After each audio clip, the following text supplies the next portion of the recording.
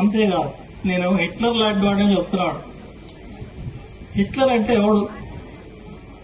Hitler అంటే ప్రపంచంలో ఎర్ర జెండా మీద కత్తిగట్టి, పేదలపై కత్తిగట్టి, సామ్రాజ్యవాదుల తరఫున ప్రపంచాన్ని కవళించి చూసినటువంటి ఒక దుర్మార్గుడు నియంత. హిట్లర్ అంటేనే ప్రపంచంలో అందరూ వ్యతిరేకిస్తారు. కమ్యూనిస్టులే కాదు, అందరూ వ్యతిరేకిస్తారు. ప్రజాస్వామ్యాన్ని కోరుకునే ప్రతి ఒక్కళ్ళు హిట్లర్ వ్యతిరేకిస్తారు, హిట్లర్ విధానాలు వ్యతిరేకిస్తారు.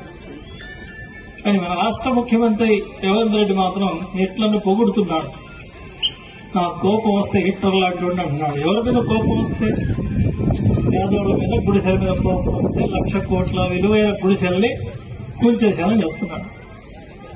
ఈ పరిపాలన మనకు కావాల్సింది. అయితే ఆయన ఒకటి విషయం మర్చిపోయాడు.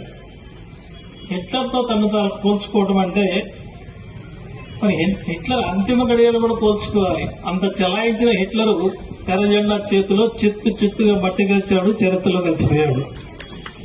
మరి ఈ హిట్లర్ ఎక్కడికి పోతాడో నాకు తెలియదు.